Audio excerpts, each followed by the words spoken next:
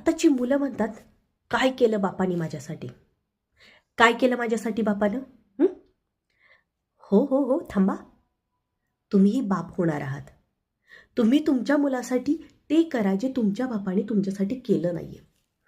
पहिली गोष्ट की कुठल्याही बापाला असं वाटत नाही की आपल्या मुलानं वाईट गोष्ट करावी, किंवा तो पहिले तर समजून सांगतो की हे करू नकोस बाबा.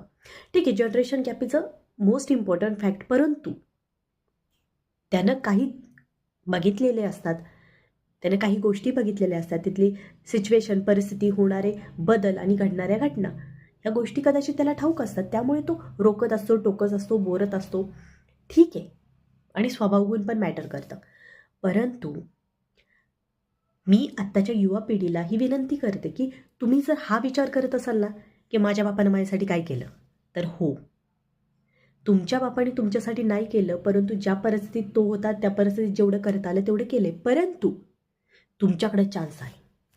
तुम्ही तुमच्या मुलासाठी ते करा जे तुम्हाला करायचं होतं, जे तुमच्या बाबतीत घडलं नाही. समाधान शोधायचं ना तर कसंही शोधता येतं. हां, तुम्ही म्हणाल हिला बोलायला काय जाते, पण हां, परिस्थिती तुम्ही बदलू शकत नाही, पण विचार तर बदलू शकता. बरोबर?